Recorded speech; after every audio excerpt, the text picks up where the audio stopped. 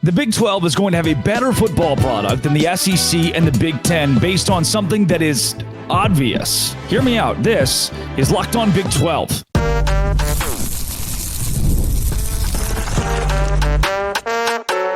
You are Locked On Big 12, your daily podcast on the Big 12 Conference. Part of the Locked On Podcast Network, your team every day. Happy Tuesday, everybody. Welcome to Locked On Big 12. I'm Drake Toll from America's #1 Big 12 podcast, Locked On Big 12. Thank you for making this show your first listen every single day. Today, we go through how the Big 12 is about to show up the SEC and the Big 10. It's not that crazy to believe so. Also, NIL is going away. At least collectives likely are, per ESPN, as well as the Power 5, separating from the Group of 5 due to an NCAA settlement. And the ACC could possibly kick schools out. That's going to create a huge firestorm. First, the Big 12 showing up the SEC and the Big 10 is not that wild of an idea when you think about how the product of football in these three conferences differs. I believe the Big 12 is the deepest, most complete football conference in the country. There is not another league, hear me out, there is not another league where the 8th best team in said league could win the whole thing. Parity is something that does not bring you a lot of viewership. We learned that last year, but I believe there is enough quality football in the top 5 or 6 teams in this conference that could all win the conference to make the case of the Big 12 being much more entertaining than the SEC. Here is part of the reason why. We have been told by ESPN and Fox and NBC that the best college football, the best version of college football is Ohio State playing Georgia, is Oregon playing Texas, is Notre Dame playing Alabama. However, at some point, you oversaturate that product. We can only watch Ohio State and Georgia play so many times before everybody looks around the room and says, hey, this is getting kind of boring. I don't think the pomp and circumstance is there anymore. You're going to have Georgia playing Mississippi State to keep people engaged with college football. In the Big 12, and I don't think it's a bad thing, you don't get the Georgia-Ohio State every week. Instead, you get a competitive nature of football that is not just a one-week variation of the best our game has to offer. Because if you get Georgia playing Alabama 1 week in conference play, and then Vanderbilt the next week, and then dilapidated Florida the next week, and then Mississippi State the next week, what's the fun in that? In the Big 12 conference, there's really only one schedule, and it's Utah's that has gaps in competition. Utah is going to have an easy 3, 4, 5 week stretch. However, that is backed up by a 3-week stretch at the beginning of the season that is really tough. In this league, we don't have an Alabama Vanderbilt. And what's more, I can tell you confidently right now, Georgia, Texas, Alabama, those are the only 3 teams that can reasonably win the SEC. Ole Miss is not going to win the SEC. Missouri is not going to win the SEC. You know that. We haven't played a single game. It is May 21st. And you know that there are 2 teams, really 2 teams, that could win the SEC. That's likely Texas and Georgia. That's at least the way that ESPN looks at it. Let me take you to the Big 10. Who are the 2 teams that can win the Big 10? I'll give you about 3 seconds. It's Ohio State and Michigan. Who else passed that? Can Oklahoma State win the Big 12? Yes, absolutely. Can Kansas State win the Big 12? They are predicted second in the conference, of course. Can Arizona win the Big 12? They have Noah Fafita, who might be the best quarterback in the league. Yes, they can win the conference. Can Kansas win the Big 12? Obviously, they have an unbelievable returning quarterback and a running back room that's stacked. Can Utah win the Big 12? They are the favorite in a top 10 school. There is nowhere else in the country. National analysts have said this. Josh Pate has called the Big 12 America's conference. There is nowhere else in the country that has this level of competition and this deep of a product. There are schools in the Big 12 outside of that top 5 group that all show up in ESPN's preseason top 25 rankings that you think, they're going to be good too. West Virginia returns everybody. Iowa State returns everybody. Those are always pesky schools in the middle of the pack in the conference. We haven't even mentioned Texas Tech, who is competitive under Joey McGuire. TCU, who beat Michigan in the college football playoff now 2 years ago. Those schools still exist. And maybe the craziest part, I haven't mentioned to you the kid that might be the best quarterback in all of college football, Shedeur Sanders at Colorado, and they have maybe the best defensive player, utility player for sure in college football, and Travis Hunter, and that team will finish outside the top 10 in this conference. That shows the depth of the product that the SEC cannot offer. Who is the Big 12's Mississippi State? It is not that shocking, and as someone who graduated from Baylor, I say this reluctantly, it's not that shocking to think about Baylor tripping up one of the top 5-6 schools in the Big 12 because that back end is strong. I've talked about UCF. They have KJ Jefferson, the Arkansas quarterback, who was in conversations for not just All-American status, but Heisman Trophy at points in his career in Fayetteville. He is now a Big 12 quarterback. It is that level. It's kids like that where you say, well, shoot, UCF could beat Utah, and Utah is the consensus number one team in the entire Big 12. But in the SEC, Mississippi State can't beat Alabama. I don't think the 8th best team in the SEC would have any business, like a Kentucky would have any business beating Georgia. They won't. Texas A&M is not going to beat Georgia. They won't. Whereas in the Big 12, will UCF beat Utah? Utah fans, it's no slight to you. It's Gus Malzahn, the SEC and national championship winning coach, and KJ Jefferson, the stud SEC quarterback who torched teams at Arkansas when he had a competent offensive coordinator. That's different.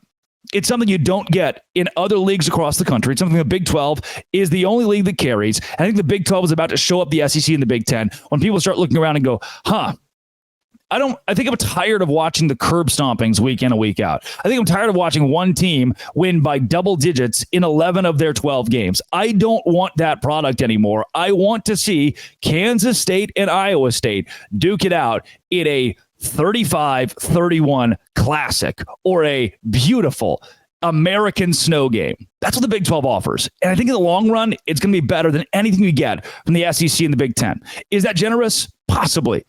But I believe it. Coming up, NIL is going away and the Power 5 is going to break apart. That's not from me. It's ESPN and Ross Dellinger. This is Locked On Big 12, part of the Locked On Podcast Network, your team every day.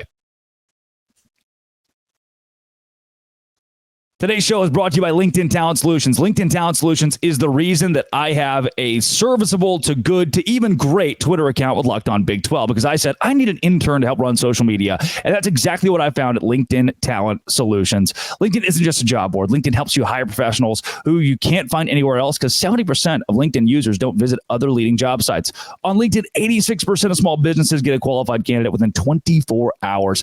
Hire professionals like a professional. 2.5 million small businesses use LinkedIn for hiring. So right now, LinkedIn knows that small businesses are wearing so many hats and they want to help you. Post your job for free at linkedin.com/lockedoncollege. That's linkedin.com/lockedoncollege to post your job for free. Keep in mind that terms and conditions do apply. It's LinkedIn Talent Solutions. Let's go to the NIL being moot in college football and the Power 5 breaking apart from the Group of 5. This is per reporting from ESPN and Ross Dellinger. The prevalent talk here is that the Power 5 and Group of 5 is set for a split, and the reason being the NCAA is approaching a settlement this week. We've talked about this on the show quite a bit. This settlement means that schools across the country will pay $20 million to their athletes, and from Title IX, they'll split it up from men's to women's sports. And maybe the biggest takeaway for me right off the bat here is it is going to hurt schools like an Iowa State, who we know don't have elite revenue numbers, like a Cincinnati, who don't have elite revenue numbers, or Houston. Can they afford that $20 million? The answer right now is no. They're going to have to move things around. But maybe even crazier than that, this, as ESPN has hinted at, could kill off NIL completely as we know it. If your school has just appointed an NIL board or NIL director or this collective group, and you've got, Project X, the NIL collective at NC State, that is something that everyone's moved forward with in college football because they have to have it. Because if you don't have that, you're behind the sport in NIL. But when schools start doling out $20 million to athletes, the focus is no longer on NIL collective and, hey, come to our school because we can promise you that you'll get a Maserati as a part of our brand deal. Instead, it is, Our school is focused on how we can pull $20 million out of our butt every year and try to give it to you, the student athletes. And oh, by the way, a part of this entire settlement with the NCAA that's worth $2.7 billion. Some of this money is going to come directly from schools. Like we are cutting your revenue stream from the NCAA. Oops, sorry. Per Ross Dellinger, the settlement framework is also a stressor between power leagues and all others, a marriage nearing collapse. Sonny Dyke said this a couple of weeks ago, and I wish I could attribute the quote to the outlet. He said, Louisiana Tech and Alabama are playing a different brand of football. And most of the country looked and pointed and laughed and said, you lost to Georgia 65-7 or whatever it was. You're playing a different brand of football. But he's right. At the root, he's 100% correct. What Alabama is doing in their future in football is completely different from Louisiana Tech. What Kansas State is doing in college football in Utah is completely different from Louisiana Lafayette. That is true. And now you're seeing that with this new revenue sharing model that's going to truly, like think about a school like Kennesaw State, University of Central Arkansas, North Florida. I know those are teams, schools you probably don't care about and probably haven't heard of like on the whole, but how do they do this revenue sharing thing? Like the other schools going on $20 million, they have to move some stuff around and try to figure that out. How are you going to justify a Louisiana Tech paying $20 million to its athletes every year? It cannot. It cannot. Dellinger continues. Big East Commissioner Val Ackerman strongly objects to a $70 million tab her league may owe in damages and seeks a new plan to the one the NCAA and Power 5 orchestrated. That's a quote that she wrote. And she had written that letter trying to piece together how the group of five could not be screwed over as much as they are. And that vote is coming this week. There are conference commissioners, presidents, the powers that be, they're getting together right now and trying to decide whether or not the NCAA will settle on current terms. That settlement, as has been mentioned, will lead to the college athletes being paid directly from their schools. The NIL collective is becoming a lot less relevant, and the group of five also taking a major hit.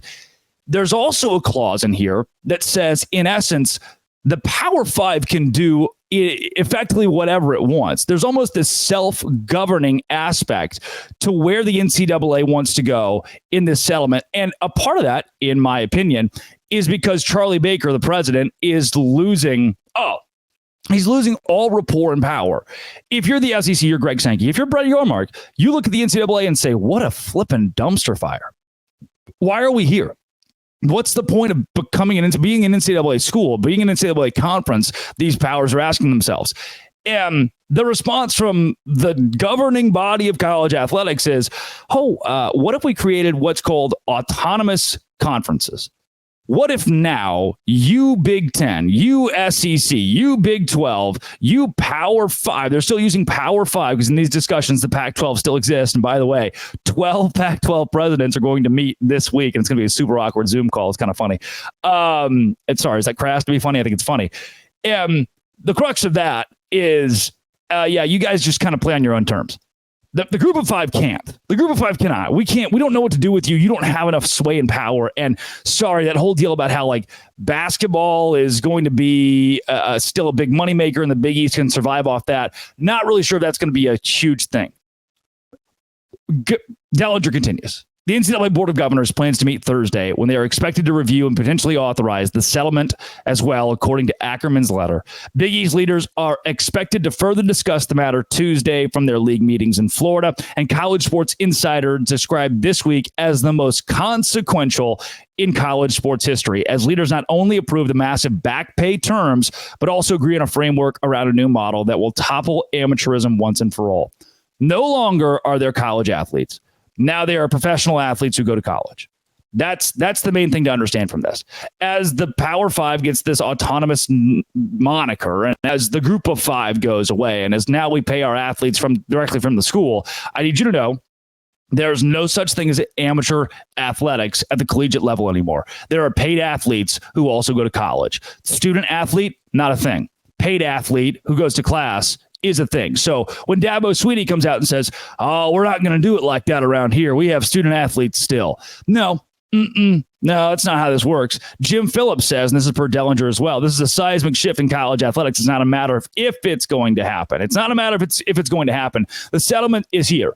Paying college athletes is here. The big reason the settlement is here itself is because if you don't settle that $2.7 billion and you do lose outright in court, there is a $20 billion price tag that's due right away and not in 10 years, not spread out amongst 10 years. And the NCAA at that point would file for bankruptcy. That is a bad thing. And I do want to, as we wrap up this part of the show, mention not enough people are talking about this. Not enough people are indulging in this content because it's tough to understand and it's tough to dumb down why it's happening and how it's happening.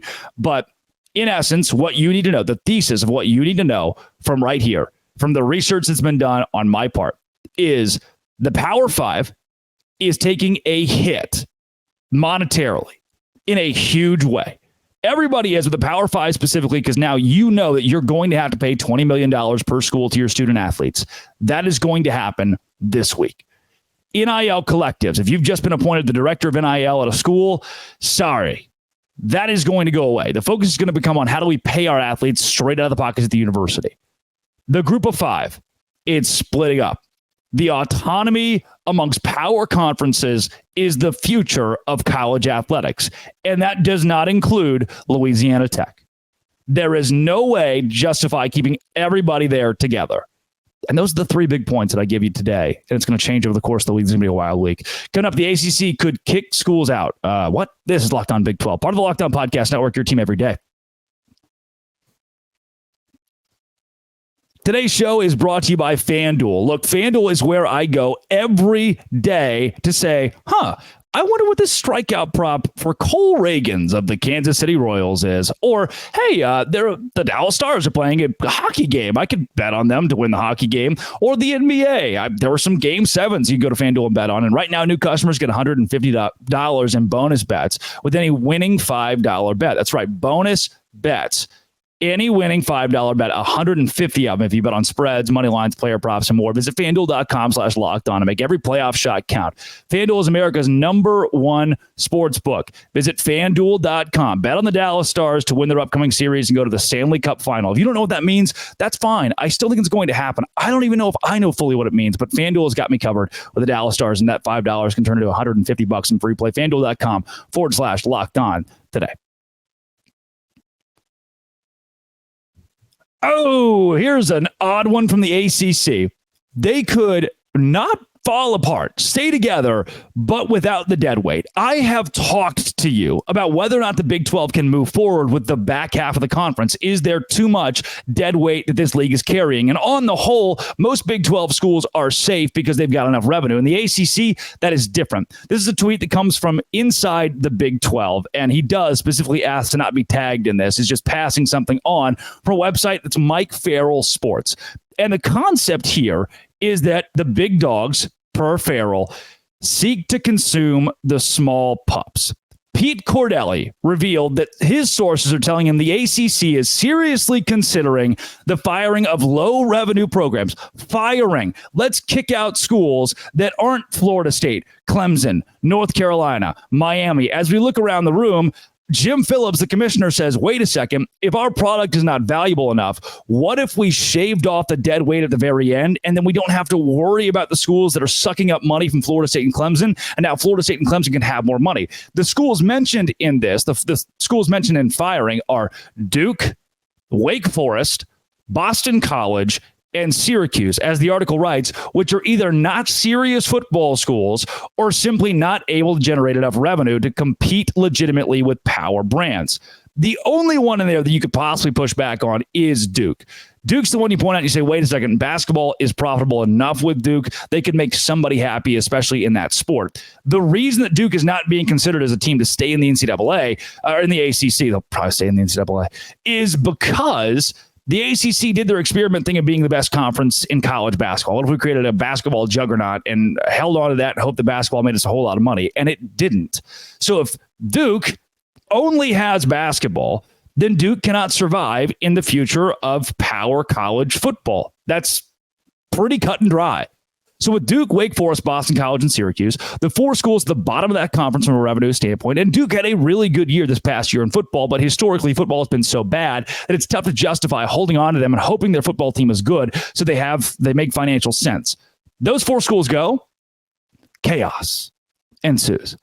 If the sources that are going to Pete Cordelli are correct, and he brought this up on the Bill King show, if they are correct, this not only changes the game for the ACC, but you look over at the SEC and you go, well, boy, Vanderbilt's not bringing us in a lot of money. They suck at basketball and football. Any team that sucks at both and has sucked at both historically is in danger.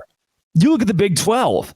Does Brett Yormark look around the room and say, wait a second, we can make more money as a conference and more money per school and keep schools happier if we shave off 2, 4, and add 2, 4, who are more profitable from the ACC with its impending collapse? What I think is going to happen is there is no way the ACC is in a spot to kick schools out. What a coward's move at the very end for a league that's already going to die. Clemson and Florida State aren't going to say, oh, wait a second, Wake Forest isn't here anymore? Sure, we'll stay. And ESPN's not going to say, hey, wait a second, Boston College isn't here anymore? Yeah, we'll give you more money for your product now. That's not exactly how it works. And if Jim Phillips was to call tomorrow and say, yeah, we're kicking 4 of you out, it is going to just expedite the demise of this conference. It is going to just ruin you entirely. Your last-ditch effort to stay alive, you started kicking people out, is not going to go over very well. And Clemson and Florida State are still looking for greener pastures in the Big 12. Hopefully the Big 12. We did remember Brett McMurphy said that the Big 12 could get Florida State and Clemson. So just put that one in there. They're looking for the Big 10 and the SEC.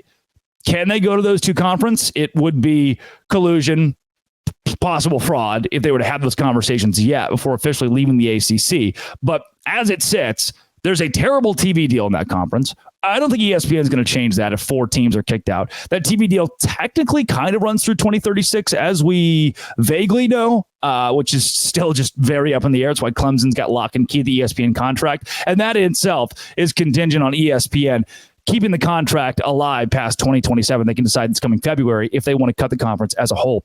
Per this from Mike Farrell Sports, ACC football programs are estimated to receive 20 to 30 million less in TV revenue than the SEC and Big Ten this season.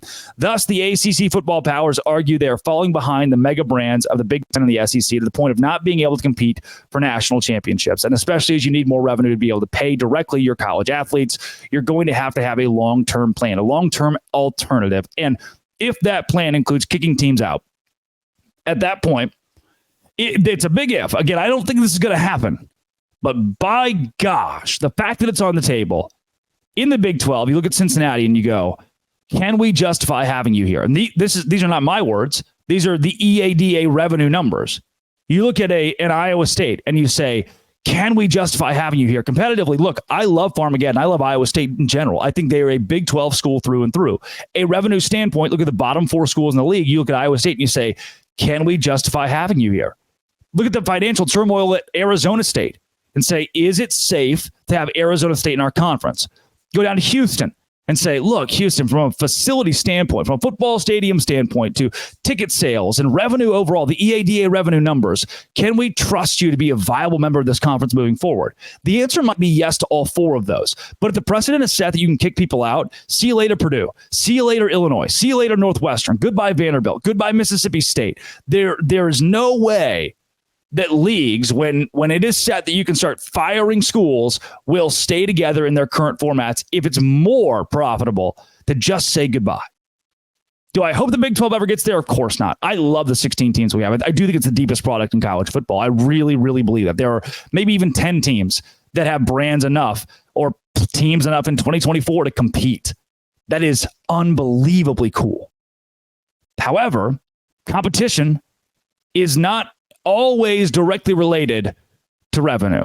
And revenue is directly related to your future in college athletics. That's what you need to know, as the ACC could kick schools out. And if they do, other leagues follow suit. And there are plenty waiting around looking for answers. Come back to tomorrow's show. We talk to Immaculate about court cases across the country this week that are destroying college football as we know it, or maybe creating an even better product that we'll come to know and love for the rest of time. This has been and always will be Locked On. Thank you for making this show your first listen every single day. Keep coming back for even more content. We're on the mission for 1 million views. 1 million views in the month of May. I think we're going to hit it. Locked On. Thanks for making it your first listen every single day again. Dose Grande.